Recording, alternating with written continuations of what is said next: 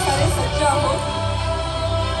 आकाशामध्ये आज चमकणाऱ्या ताऱ्यांऐवजी भारतरत्न महामानव विश्वभूषण डॉक्टर बाबासाहेब आंबेडकर यांच्या विचारांचे तारे या ड्रोनच्या रूपाने चमकत आहेत.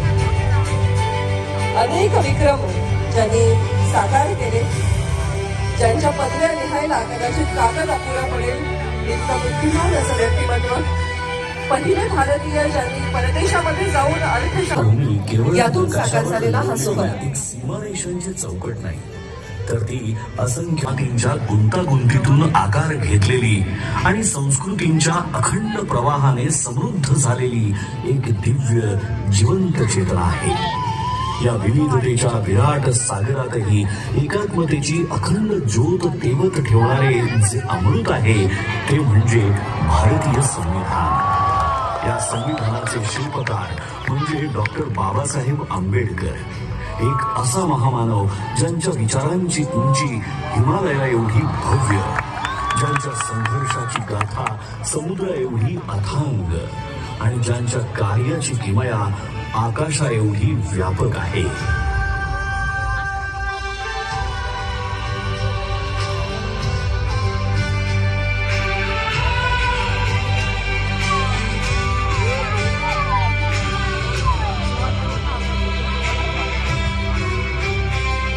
संविधानाच्या प्रत्येक ओळीतून उलगडणारी डॉक्टर बाबासाहेब आंबेडकर यांची दूरदृष्टी ही केवळ कायद्यांच्या चौकटीपुरती मर्यादित नाही, तर ती एका आदर्श समाज रचनेची जिवंत प्रतिमा आहे.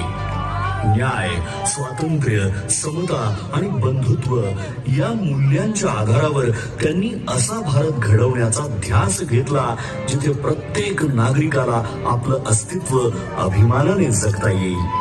त्यांनी केवळ संविधानाची रचना केली नाही, तर एक असा भारत निर्माण केला जो प्रगत, न्यायप्रिय आणि समताधिष्ठित असेल आणि जिथे आधुनिक भारताची बीजे पेरली जातील.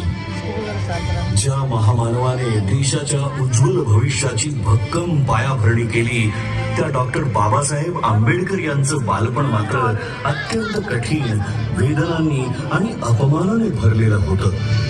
अस्पृश्यतेच्या काळोख्या सावटाखाली त्यांना शाळेत वेगळं बसवलं जाईल.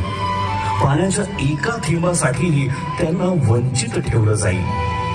परंतु या सगळ्या अन्यायाच्या जखमांमध्येही त्यांच्या अंतःकरणात परिवर्तनाची तेजस्वी ज्वाला धगधगत होती. त्यांना ज्ञात झालं होतं की शिक्षण हेच ते शस्त्र आहे जे अज्ञानाच्या अंधाराला चिरून टाकतं आणि माणसाला स्वाभिमानाने जगण्याची ताकद देतं. या जिद्दीच्या जोरावर ज्ञानाचा अखंड प्रवास सुरू झाला. मुंबईच्या शाळांपासून ते कोलंबिया युनिव्हर्सिटी, ग्रेस इन आणि लंडन स्कूल ऑफ इकॉनॉमिक्स या जागतिक दर्जाच्या संस्थांपर्यंत त्यांनी डबल डॉक्टरेट आणि बॅरिस्टर ऍट लॉ या उच्चतम पदव्या संपादन करून ज्ञानाच्या आकाशाला गवसणी घातली. त्या काळात इतक्या उच्च शिक्षणाची किमया साधणारे ते एकमेव भारतीय ठरले. आपल्या विलक्षण बुद्धिमत्तेच्या जोरावर परदेशात सन्मानाने आयुष्य जगण्याची संधी असतानाही डॉक्टर बाबासाहेब आंबेडकरांनी मातृभूमीची निवड केली. मात्र भारतात परतल्यावर त्यांना जातीच्या कारणामुळे बडोद्यामध्ये राहण्यासाठी छप्परही नाकारलं गेलं. पण अपमानापुढे झुकण्याऐवजी त्यांनी संघर्षाचा मार्ग निवडला.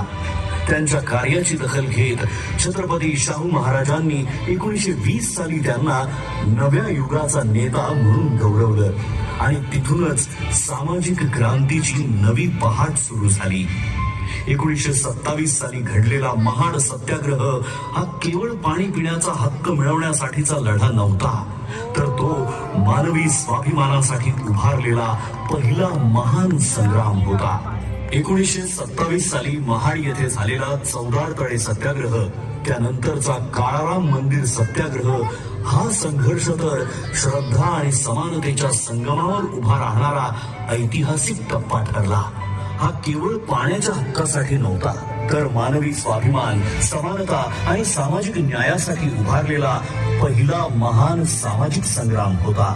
1930 ते 1932 या कालखंडात डॉक्टर बाबासाहेब आंबेडकर यांनी गोलमेज परिषदेमध्ये सहभाग घेत वंचित, पीडित आणि शोषित समाजाचा आवाज जागतिक स्तरावर पोहोचवला.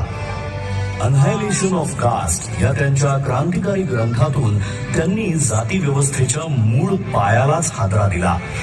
त्यांनी निर्भीडपणे सांगितलं की जोपर्यंत जात अस्तित्वात आहे तोपर्यंत खऱ्या अर्थाने लोकशाही फुलू शकत नाही. मी हिंदू म्हणून जन्माला आलो असलो तरी हिंदू म्हणून मरणार नाही हे वाक्य केवळ एक उद्गार नव्हे तर अन्यायाविरुद्ध उभं राहण्याचा, समतेसाठी लढण्याचा संकल्प होता. डॉक्टर बाबासाहेब आंबेडकर यांचा संघर्ष केवळ सामाजिक परिवर्तनापुरता मर्यादित नव्हता, तर त्यांच्या वैयक्तिक आयुष्यातही वेदना, त्याग आणि कठोर परीक्षांनी भरलेला होता.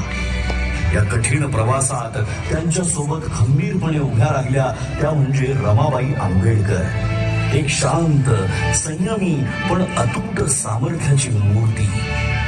घरात आर्थिक तंगी असताना उपासमारीच्या छायेतही त्यांनी कधीही तक्रार केली नाही.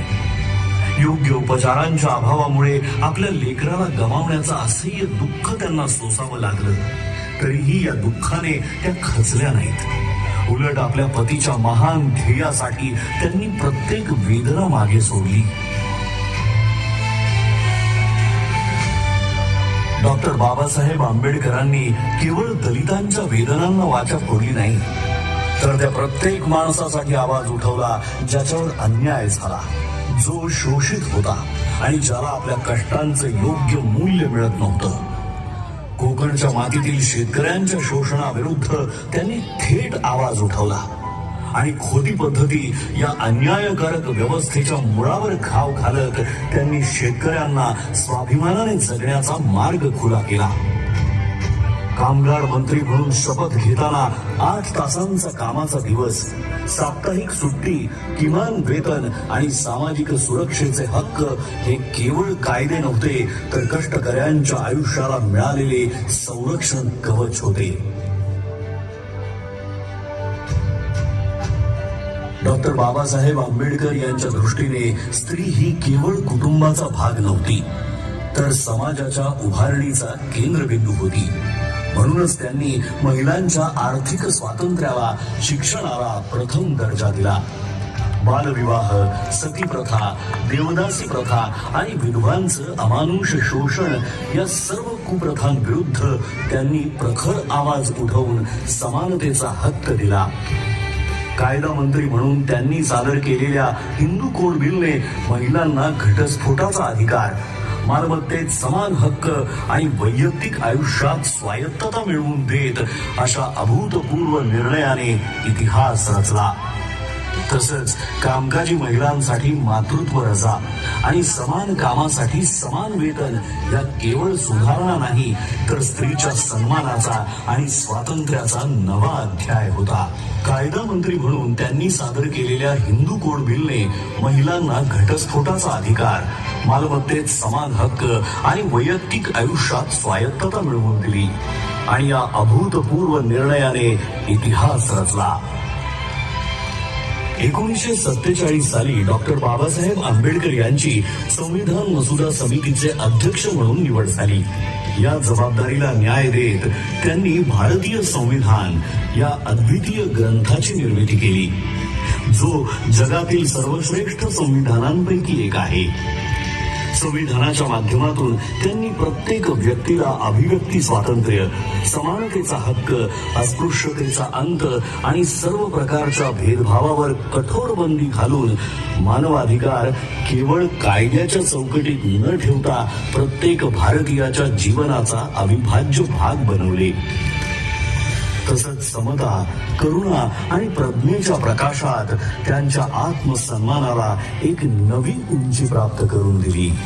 महात्मा ज्योतिराव फुले, भगवान गौतम बुद्ध आणि संत कबीर हे डॉक्टर बाबासाहेब आंबेडकर यांचे प्रेरणा स्रोत होते. त्यांच्या विचारांच्या मुळाशी असलेली स्वातंत्र्य, समता आणि बंधुत्व ही मूल्ये त्यांना विशेषतः भगवान बुद्धांच्या तत्वज्ञानातूनच सापडली. 14 ऑक्टोबर 1956 रोजी नागपूर येथील दीक्षाभूमीवर इतिहासाला वळण देणारा तो निर्णायक क्षण आला. त्या दिवशी डॉक्टर बाबासाहेब आंबेडकरांनी बौद्ध धम्माचा स्वीकार केला आणि सुमारे 5 लाख अनुयायांना धम्म दीक्षा देऊन एका महान सामाजिक क्रांतीची सुरुवात केली.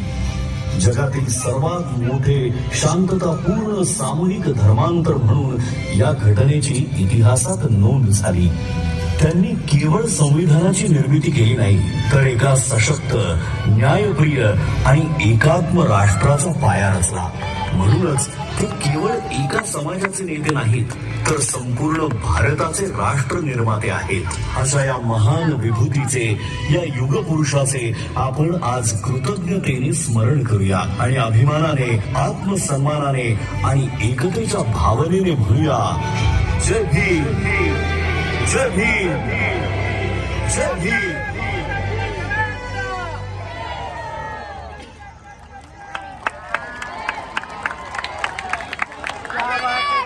क्या बात है